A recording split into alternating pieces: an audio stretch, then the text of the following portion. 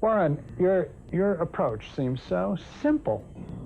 Why doesn't everybody do it? Well, I think partly because it is so simple. Hello and welcome, it's Kyle here, and in today's video we are going to discuss Warren Buffett's 5 fundamentals for investing.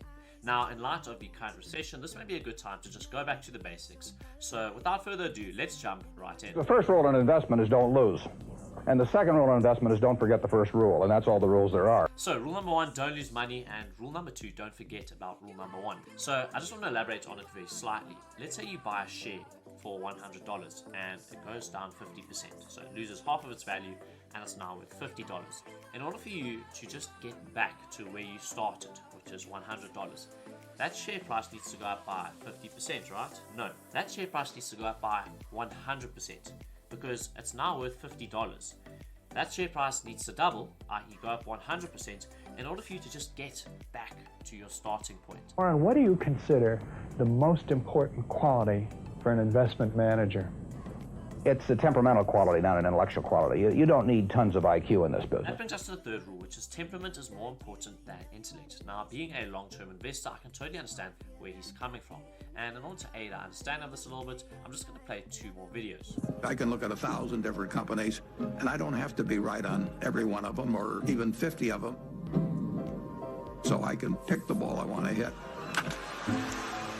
And the trick in investing is just to sit there and watch pitch after pitch go by and wait for the one right in your sweet spot. Some people should not own stocks at all because they just get too upset with price fluctuations. If you're going to do dumb things because your stock goes down, you shouldn't own a stock at all. So both of these 2 previous clips speak to this notion of temperament, and I just want to expand upon each one separately. So the first one where he's referring to having a few good ideas. What he means by this is that you want to invest in a field of competence. You want to define that field of competence first before you start investing. For example, if you don't know anything about microprocessing speeds or RAMs, don't invest in semiconductor companies. If you don't know anything about agricultural crops and yields, then don't invest in food and agricultural companies. Whereas if you have a very acute knowledge of the banking and the finance sector, then go ahead and invest in that. It really is that simple. And then moving on to that second clip there, which also speaks to this idea of temperament, what he's essentially saying is that there are going to be times when you invest in companies and the share price will not be going according to plan. It may be down 20, 30, 40%, who knows.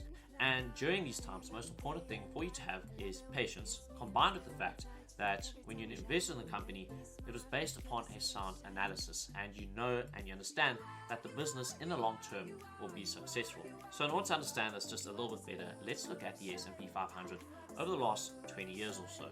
And if you go all the way back to the 2000 tech crash, to the 2008 mortgage crisis, to the more recent pandemic, all 3 of these big events created a lot of drama in the markets and were very scary times. I mean, the index lost around about 40% in each of these cases. Now, the intelligent investor would have realized that, you know what, despite having this temporary tech craze or this mortgage crisis or this pandemic, at the end of the day, this wasn't going to end the lives of the 500 largest companies in America.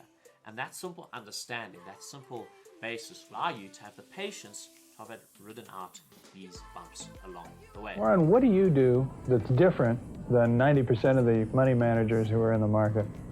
Certainly most of the professional investors focus on what the stock is likely to do in the next year or 2, but they do not really think of themselves as owning a piece of a business. The real test of whether you're investing from a value standpoint or not is whether you care whether the stock market is open tomorrow. That brings us to the next one, which is to not care about the share price and the chart, but to care about the business and the products and the services they are offering. And this is very important for a lot of beginners because when it comes to investing to start out, lots of people just pay attention to the share price. They see, okay, over the last 5 years, it's gone up 1,000%. This must be a good thing. But what you need to understand is that in the long term, the share price reflects how the underlying business is actually performing. If you're making a good investment in a security, it shouldn't bother you if they close down the stock market for 5 years. All the ticker tells me is the price. And I can look at the price occasionally to see whether the price is outlandishly cheap or outlandishly high. But prices don't tell me anything about a business. Business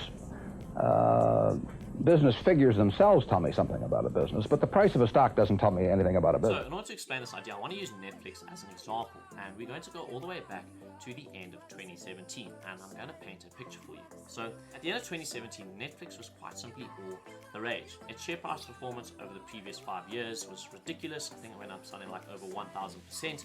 You had famous investors like Mark Cuban talking about it, and it was even included in the FANG acronym, which for those of you who don't know is just quite simply the largest tech companies in the world.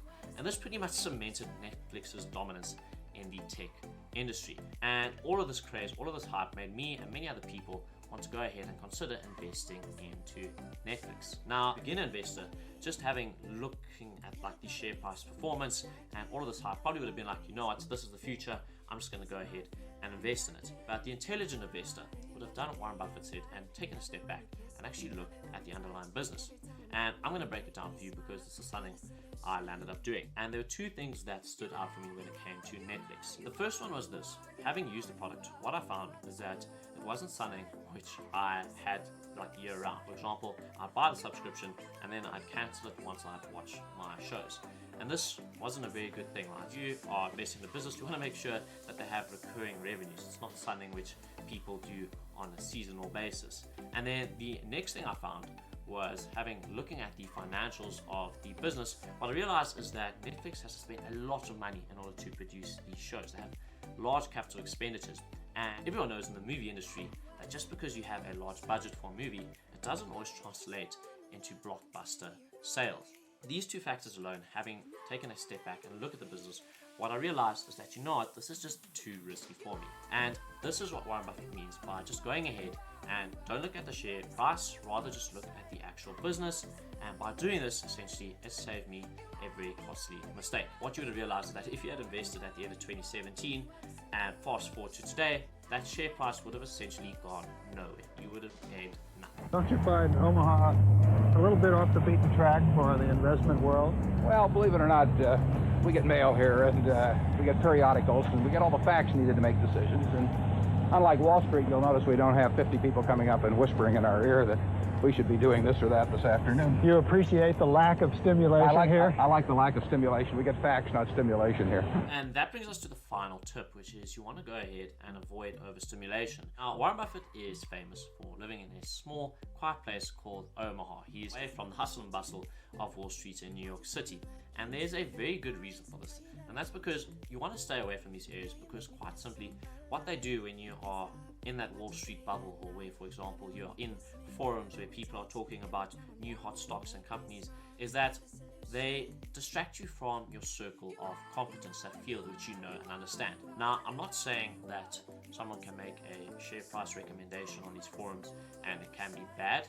There are definitely people who recommend things and they turn out being the right decisions. But the problem with lots of these forums is that they recommend companies and shares which are out of your field of competence. They distract you. And unless you can fully understand these businesses, it's unlikely that they're actually going to result in good investments for you. Remember, one of the previous tips we just mentioned, you want to work and you want to stick in that field of competence. Or else it's probably just going to end up in disaster. How can you stay away from Wall Street? Well, if I were on Wall Street, I'd probably be a lot poorer at you get overstimulated in Wall Street, and you hear lots of things, and you may shorten your focus, and a short focus is not conducive to long profits. The best example I can use to explain this is the current craze for meme coins. Now, I am no professional, I'm no expert in the crypto field, but from my understanding, meme coins are joke coins. That's what a meme is. It's a synonym for joke. And meme coins have no intrinsic value which they can add to the world. They're not providing a product or a service which makes the world a better place. And because of that, in my view, they have absolutely no value. But because of the craze that the world has been swept up in, where they see people making millions of dollars from meme coins, lots of people around the world went ahead and put hundreds of thousands of dollars, maybe even millions of dollars into these meme coins. And they land up losing it all when the share price or the coin price of these things goes to zero.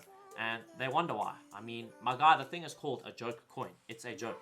So that brings us to the end of this video. I hope you guys all enjoyed it. These really are evergreen fundamental rules which you can apply for the rest of your life.